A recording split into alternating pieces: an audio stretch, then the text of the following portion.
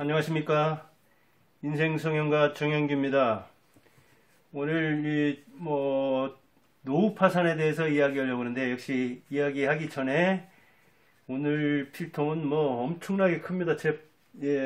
팔길이 많아져. 여기 서기하기가 좀 그런데, 한 50cm 정도 되는 대작입니다. 밑에 이렇게 연, 붕어, 이렇게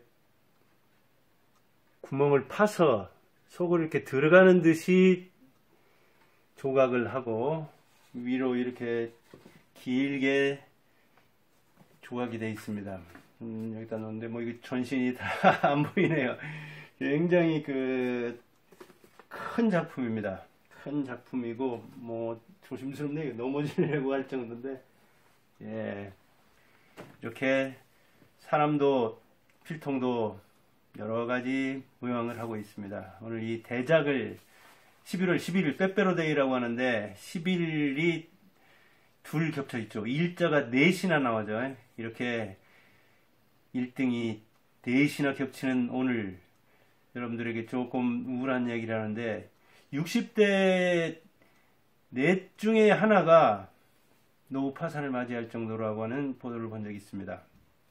그러면 파산은 아니더라도 아주 살기 힘든 그런 상황에 60대의 절반 정도가 처했다고 볼 수가 있는 거죠. 그거를 이제 증명하는 것이, OECD에서 보면은 우리나라 사람들의 노인 자살률이 세계 초인류입니다. 초 1등인데 그걸 오랫동안 지속하고 있습니다. 그만큼 노인 빈곤율이 높고, 노인이 스스로 목숨을 버리는 비율이 높다는 이야기는 경제적으로 빈곤하다는 이야기죠. 그러다 보니까 60대 넷 중에 하나가 절대 빈곤에 속하고, 그리고 노후에 파산하는 지경에 이른다는 이야기죠.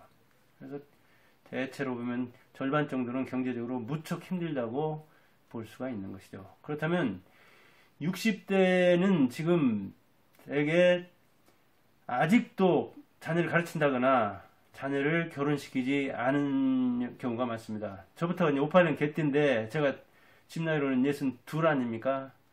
하나는 취업했고 하나는 대학교 지금 4학년 다니고 있습니다.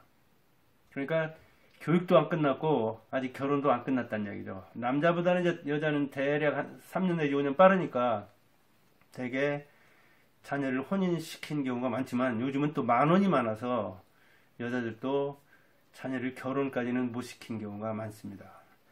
제가 이제 되게 70대, 80대들, 60대로서 위를 보고 또 옆을 보고 아래를 보면은 80대 우리 어머니 세대들은 이렇게까지 오래 살 수 없다고 생각합니다. 그래서 40대, 50대 남자든 여자든 여러분들도 생각보다 오래 삽니다.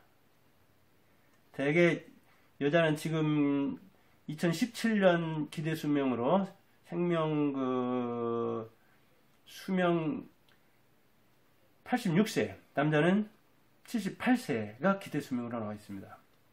그러니까 대개로 옛날 사람들은 한 60대쯤 되면은 한 70쯤 먹으면 자녀들한테 약간 기대면, 자녀들의 봉양을 어느 정도 받으면 노후가 끝날이라고 생각했는데, 자기가 생각했던 것보다도 10년, 20년 길어지는 겁니다, 이게. 그런데 그 정도로 예상해가지고 70대면 세상을 떠나겠지 하고 자녀한테 많이 투자했는데 자기 먹을 건 없고, 그리고 생각보다 자녀는 비경제적입니다. 자녀한테 봉양 받을 수가 없다고요.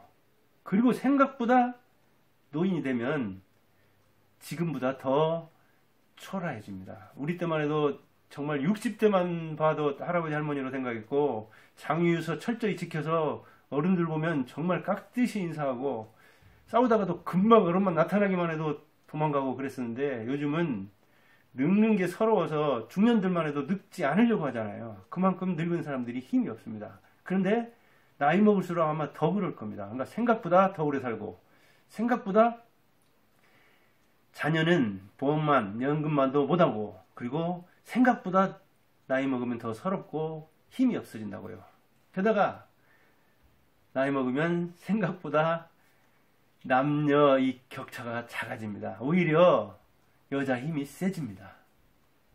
여자들은 자녀까지 아우르고 있죠.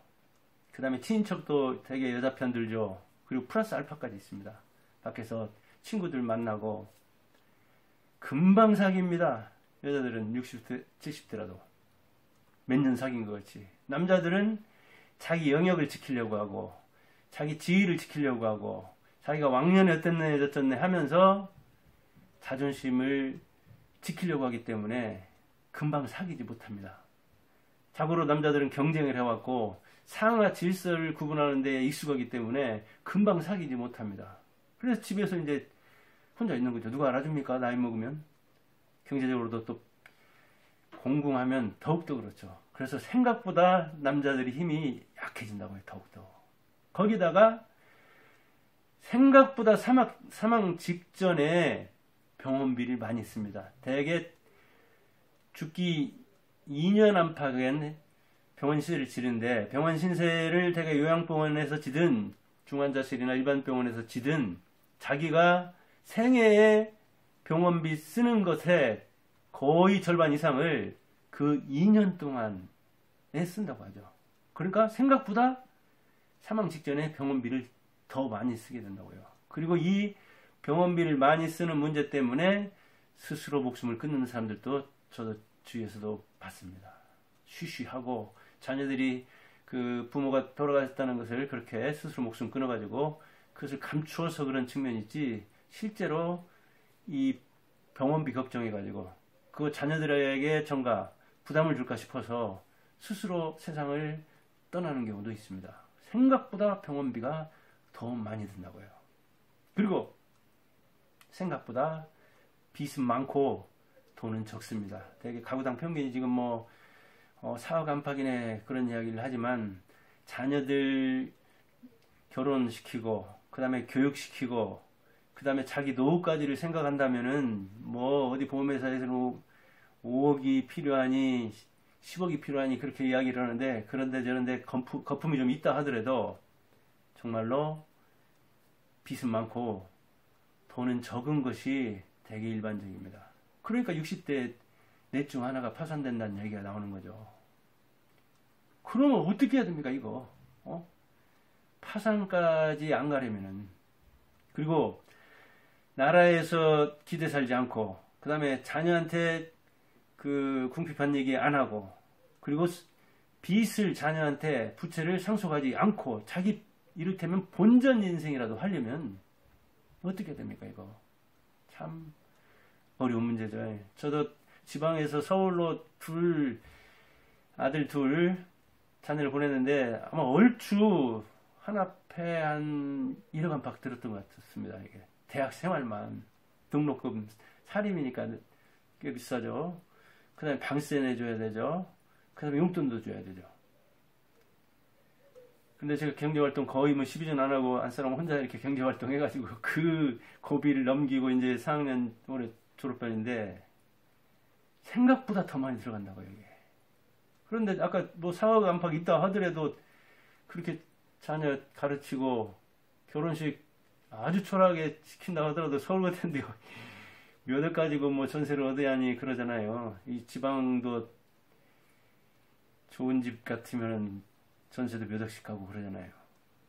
그렇다면 자녀한테 경제 상황을 이야기하고 저 같으면 옛날 그 중학교 다닐 때부터 용돈을 섣달 금음날 같은 때 책정하면서 형편 일러줬습니다. 우리 형편이 지금 이렇다.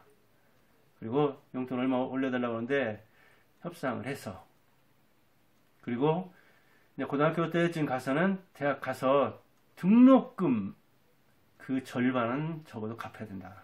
그래서 첫째는 취업했고 갚았습니다. 진짜로.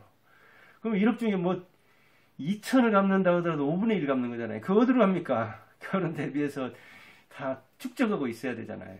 그렇게 자녀에게 뭔가 등록금의 반이라도 갚으라고. 유대인도 그럽니다. 되게 성인이 되면 대학 가가지고 등록금의 그다음에 생활비에 용돈에 이런 거를 빌려가는 개념으로. 그러니까 거기에서는 성인이 됐는데도 자기가 자기 책임 못 지는 것을 창피하게 생각하는데 우리나라에서는 부모에게 무한 책임지라고 해가지고 대학 졸업했어도 취업 못하면 부모가 나한테 뭐 해줬냐고 이렇게 따지고 덤비니 참 폭폭할 나라.